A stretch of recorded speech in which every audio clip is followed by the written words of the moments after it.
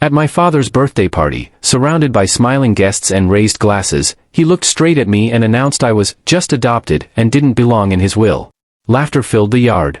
I didn't defend myself or walk away. I stepped forward, placed my gift on the table, and made one calm move that stopped every voice in the room. Before I tell you exactly how everything unfolded, do me a small favor, follow the channel and let me know in the comments where you're watching from. It helps these stories travel farther than you might think. My name is Ethan Cole. I'm 33 years old, and today people know me as the founder of a successful cleantech company based in Riverton, a fast-growing city in the South. But that isn't where my story really begins.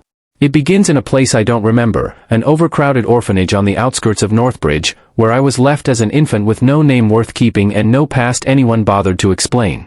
I was 3 years old when a middle-class couple, Daniel and Martha Lawson, adopted me.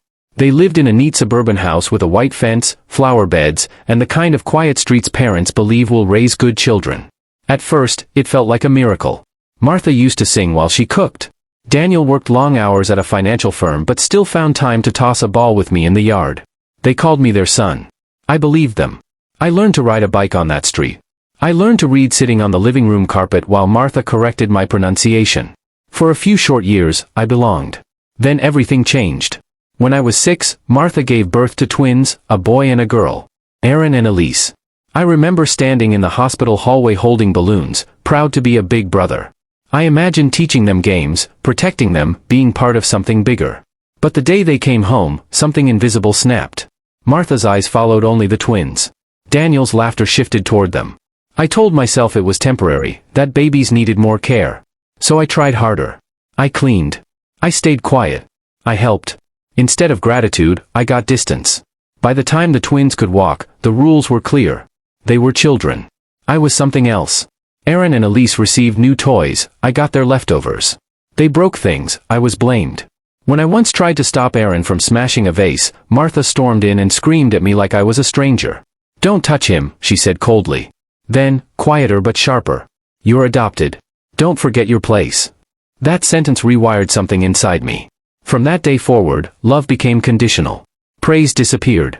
Silence replaced warmth. I learned early that excellence was the only armor I had. I became the best student in my class. I won competitions. I brought home certificates. No one cared. At 18, I finally understood the truth. They hadn't failed to love me, I had simply been replaced. So I left. I moved to Riverton with a partial scholarship and nothing else. No help. No safety net. I worked nights. Slept on a mattress on the floor. Ate whatever I could afford.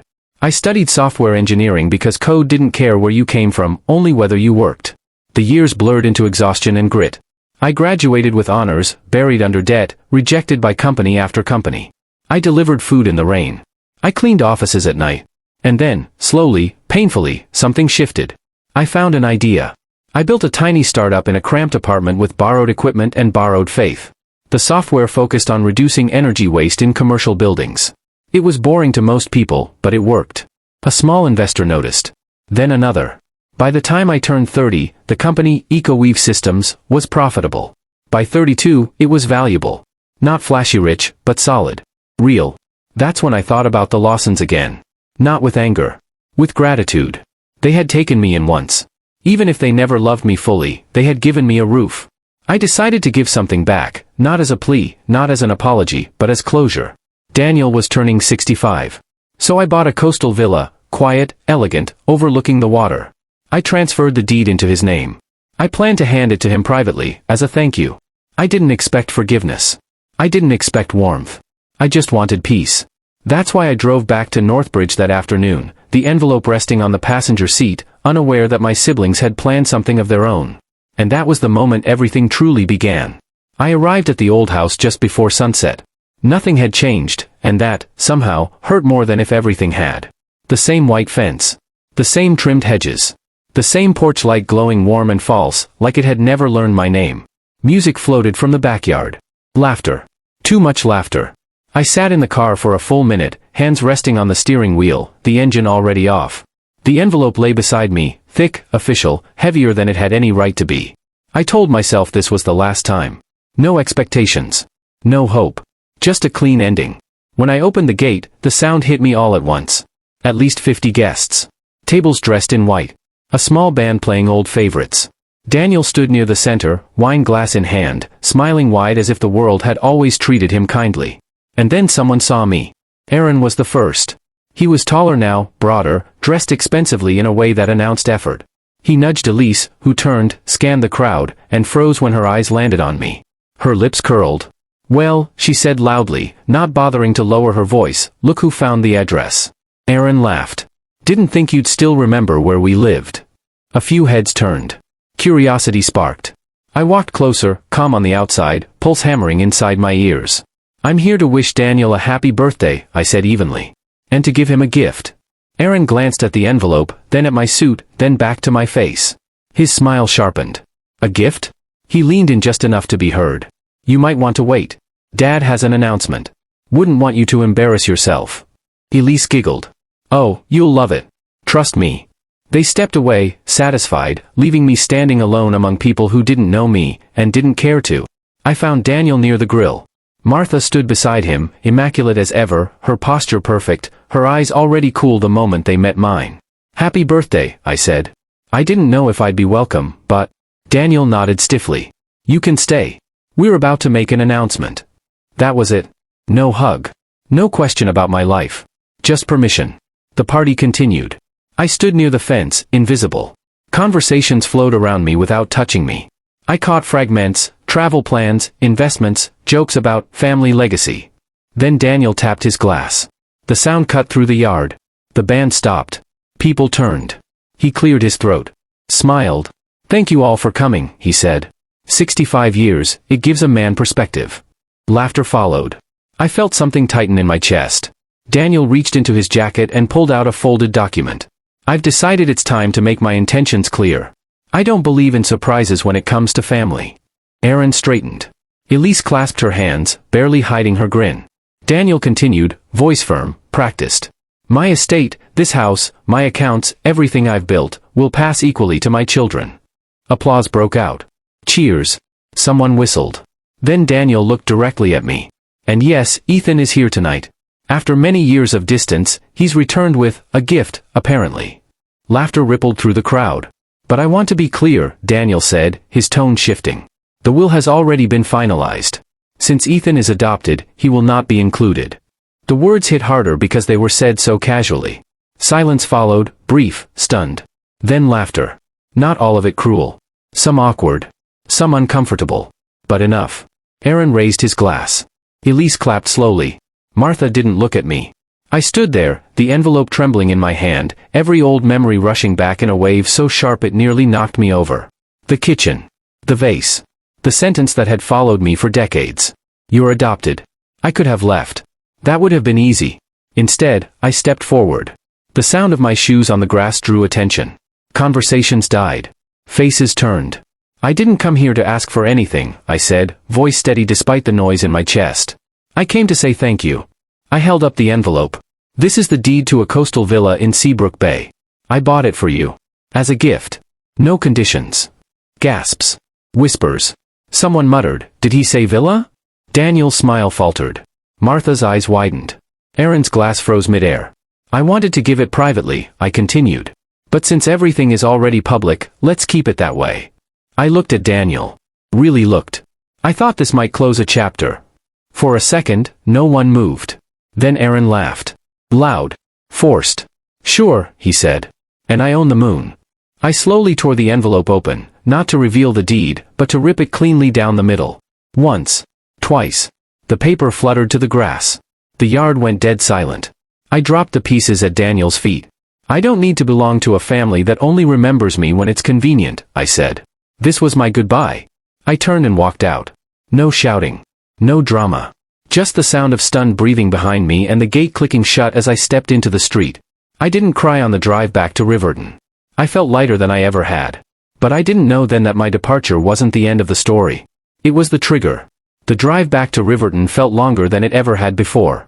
The highway stretched out in front of me like a quiet confession, mile after mile of darkness broken only by passing headlights. I didn't turn on the radio. I didn't call anyone. I let the silence do its work. For the first time since childhood, I wasn't replaying their voices in my head. No accusations. No comparisons. No reminder of where I supposedly belonged, or didn't. Just the hum of the engine and my own breathing. I thought I would feel anger. Or triumph. Or regret. Instead, I felt something unfamiliar. Relief. The next morning, life didn't pause out of respect for my emotional breakthrough. My phone buzzed before sunrise. Messages from the team. A delayed deployment. A client in Chicago needed a call. The world I'd built didn't care about birthday parties or torn paper. It moved forward, relentlessly, and I was grateful for that. At the office, everything looked the same. The glass walls. The whiteboards filled with algorithms and energy models. The quiet intensity that came with people building something meaningful. When I walked in, heads turned. Smiles followed. Someone handed me coffee without asking. No one here knew me as the adopted one. They knew me as the founder. That day passed quickly. Meetings blurred together. Decisions were made. Contracts reviewed. I was present, but distant, like part of me was still standing in that backyard, watching paper fall to the grass. Late that night, alone in my apartment, the weight finally settled. I opened my laptop, not for work, but to look at something I hadn't touched in years. Old emails. Old documents. Records from the adoption agency. I don't know why I did it. Maybe because once you sever the last emotional tie, curiosity replaces pain. I wanted answers, not about them, but about me. What I found surprised me. My adoption file was thinner than I expected. Sparse details. Redacted names. A note that stood out, dated years after the adoption had been finalized. Birth family inquiries declined. Financial arrangements settled. I stared at that line for a long time. Financial arrangements? The thought lodged itself somewhere deep and uncomfortable. I requested the full file the next morning. 2 weeks later, a thick envelope arrived at my office. And everything shifted. Inside were documents I had never seen. Correspondence between the agency and a law firm. Bank transfers dated just weeks before my adoption was completed. Not charitable donations, structured payments. Regular. Substantial. My hands shook as I flipped through the pages. I wasn't adopted out of kindness. I was acquired. The implications were dizzying.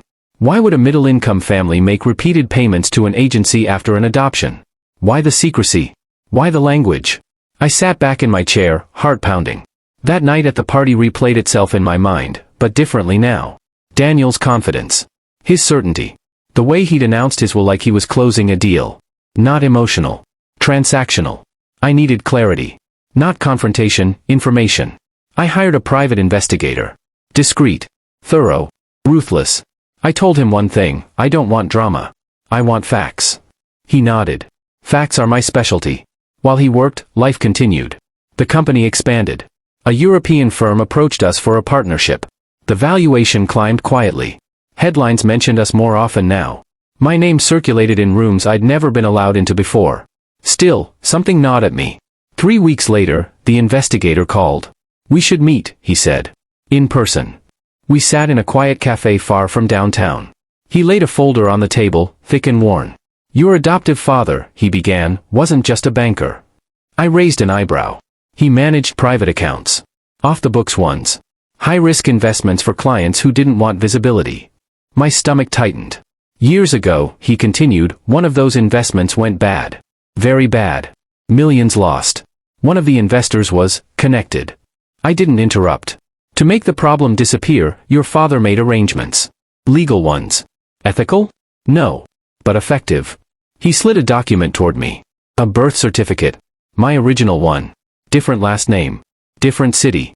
And a note scribbled in the margin, potential liability, resolved. I felt cold. You weren't adopted because they wanted a child, the investigator said quietly. You were adopted because you were leverage. A solution. The world tilted. I thought of the shift when the twins were born. The sudden distance. The resentment that never made sense. They hadn't rejected me because I was adopted. They'd rejected me because I'd outlived my purpose. I didn't say a word on the walk back to my car. My hands trembled as I unlocked it. Everything I thought was neglect, was calculation. That night, for the first time in years, I didn't sleep. Not from pain, but from clarity.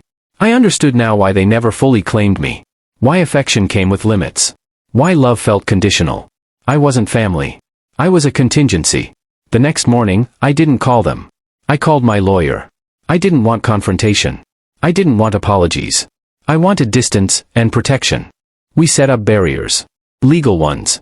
Structural ones. I ensured that nothing, no claim, no fabricated connection, could ever reach into my life or my company. And then I did something unexpected. I let it go. Not because they deserved forgiveness, but because they no longer deserved space in my head. Months passed. The story of the birthday party traveled quietly. Not as gossip, but as whispers. People talked. Questions were asked. Some former acquaintances reached out, awkwardly curious. I didn't respond. What I did respond to was growth. We opened a second office. Then a third. Our software reduced energy consumption across multiple cities. Awards followed. Recognition came, not loud, but steady. And one afternoon, as I stood in our new building overlooking the river, I realized something profound. I had built a life so full that there was no room left for what had broken me. That's when the call came. From a number I hadn't saved, but knew by heart. I stared at it for a long time. Then I let it ring. Whatever they wanted to say belonged to the past. And I was already living far beyond it. I didn't think the call would come again. But 2 weeks later, it did. This time, it wasn't Daniel. It was Martha. I recognized the number instantly. My body reacted before my mind could, heart tightening, shoulders stiffening, the same reflex I'd learned as a child whenever I sensed disappointment coming. I let it ring twice. 3 times. On the 4th ring, I answered. "Ethan," she said. She hadn't used my name in years. Hearing it now felt strange, like wearing clothes that once fit but no longer did. "I'm listening," I replied. My voice was calm. Detached. There was a pause. I could almost picture her standing in the kitchen, arms crossed, gathering control before speaking. She always did that when conversation slipped out of her grasp. "I heard things," she said carefully. "About the villa. About the company. About you." I didn't respond. "You embarrassed your father," she continued. "People are talking." That was it. Not "I'm sorry." Not "Are you okay?" Just reputation. "I didn't embarrass him," I said. "I told the truth." Another pause. Longer this time. "Daniel hasn't been himself," she said finally. "He barely sleeps. He barely eats." I almost laughed, but stopped myself. This wasn't about satisfaction. It wasn't about proving anything. "I'm not responsible for how he feels," I said. "I haven't been for a long time." Her breath hitched. "You didn't have to do it that way." I closed my eyes. "I spent 25 years being quiet," I said. "That was my way." She didn't answer. "I'm not calling to argue," she said eventually. "I'm calling because your Aunt, Margaret, she told me things. About what you've done. The people you help. The foundation." I said nothing. "You could have anything you want," she added. "You didn't need to humiliate us." There it was again. Us. As if I'd ever been included. "I didn't do anything to you," I said softly. "I chose myself." The line went silent. Then Martha spoke, her voice lower now. "Tired. Daniel wants to see you." "No. It's important." "No," I repeated, firmer. "He's unwell," she pressed. I exhaled slowly. If this call is about guilt, it won't work. If it's about control, it never will again. She didn't argue. "Goodbye, Martha," I said, and hung up. For the first time in my life, ending the call didn't leave a hollow ache behind. The following months were some of the busiest, and quietest, of my life. Greenwave Technologies crossed a valuation milestone I'd once thought impossible. Investors from overseas flew in. Partnerships expanded. My calendar filled with meetings that mattered. But more importantly, my days filled with people who chose me. Colleagues who respected me. Friends who knew my story and never weaponized it. Kids at Brightpath who looked at me not with pity, but hope. That was when the email arrived. From Daniel's lawyer. Formal. Polite. Precise. A request for a meeting. I forwarded it to my attorney without comment. His reply came quickly. "Legally, they have no leverage. Emotionally, this is about regret." I stared at the screen for a long time. Regret didn't scare me. Manipulation didn't either. But unfinished stories have a way of resurfacing. Against my better judgment, I agreed to one meeting. Neutral ground. Limited time. Lawyers present. Not for them. For me. The conference room was cold and bright, the kind designed to strip emotion from the air. Daniel looked older than I remembered. Smaller. His hair had thinned. His shoulders slumped as if the weight he'd avoided for years had finally found him. Martha sat beside him. Perfect posture. Clasped hands. Still trying to manage the narrative. Aaron and Elise weren't there. That alone told me a lot. Daniel looked up when I entered. His eyes widened, not with anger, but with something closer to disbelief. "You've changed," he said. "So have you," I replied, taking a seat opposite him. Lawyers exchanged polite nods. Small talk followed. Pointless. Finally, Daniel cleared his throat. I made mistakes, he said. Martha stiffened. I want to correct them. I waited. He slid a folder across the table. I've amended my will. I didn't touch it. This isn't about money, I said calmly.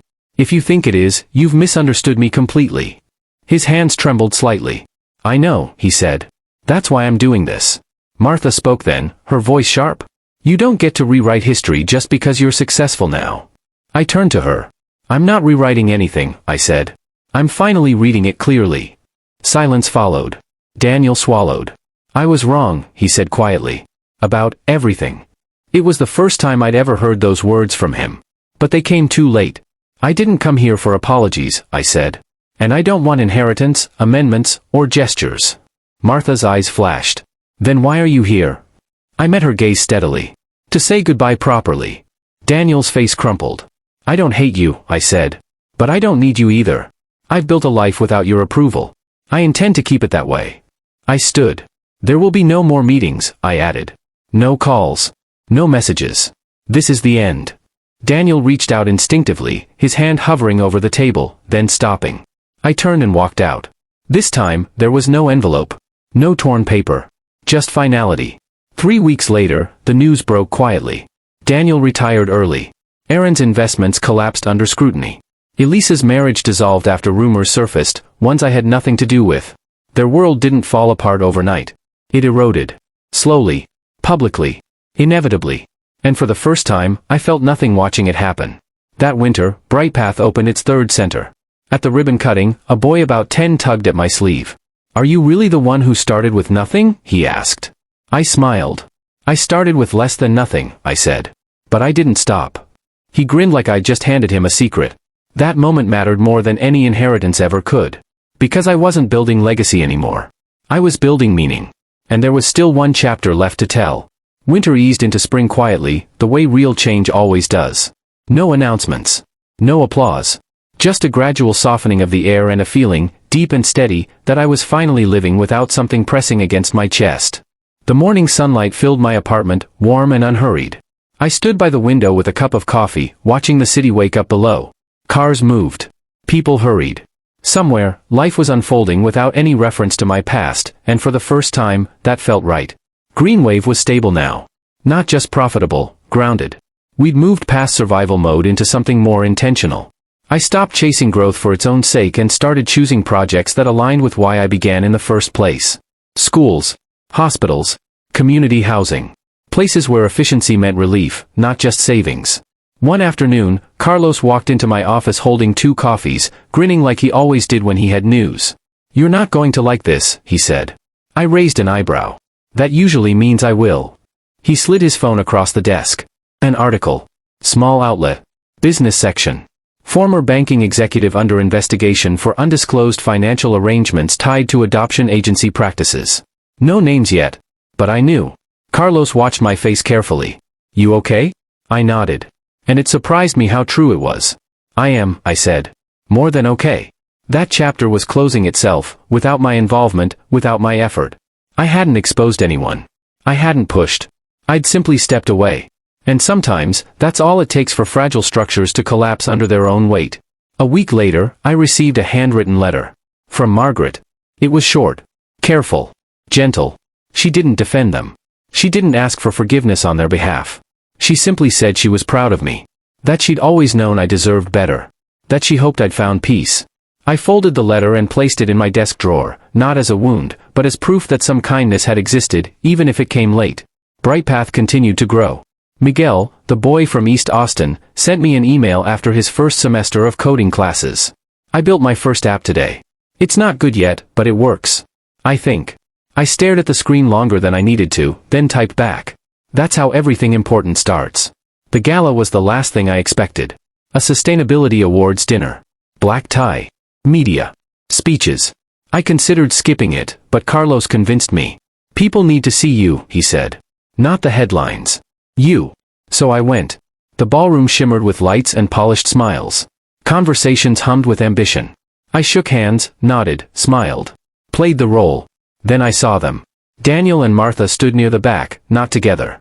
Older. Smaller. Uncertain. They hadn't been invited. They'd come anyway.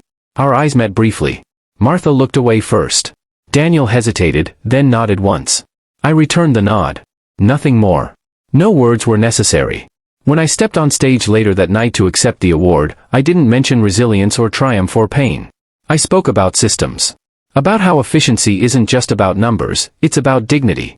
About how the spaces we build reflect who we choose to protect. I ended with one sentence.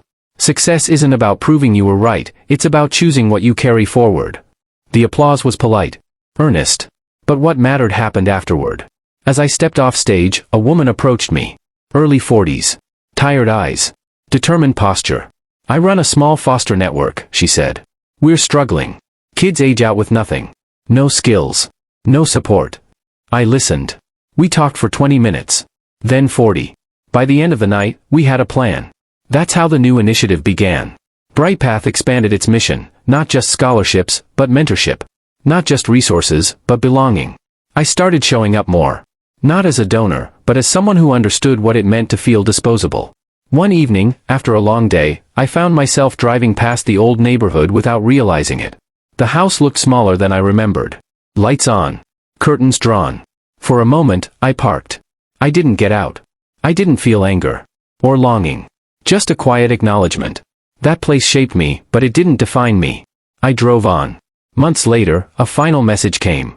Not from Daniel. Not from Martha. From Aaron. Short. Defensive. Apologetic without saying the word. I didn't understand what we lost until it was gone. I didn't reply. Some realizations don't need witnesses. On the anniversary of the birthday party, I sat alone in my office late at night. The city glowed outside. Files stacked neatly on the desk. Photos from Brightpath events pinned to the board. I thought about the boy I used to be. The one who tried harder. The one who stayed quiet. The one who believed love was earned. I wished I could tell him one thing. You don't need permission to belong. I closed my laptop and turned off the lights.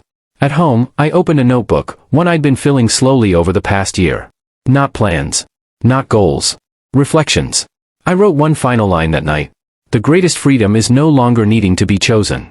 I don't know what the future holds. More work. More challenges. More quiet victories. But I know this much. I didn't rise by tearing anyone down. I rose by letting go. And if my story resonated with you, if you've ever felt invisible, replaceable, or unworthy, remember this, your value was never tied to who failed to see it. If you want to hear more stories like this, stay with me. Support the journey. Share where you're listening from. Because sometimes, the most powerful turning point happens when you walk away, and never look back.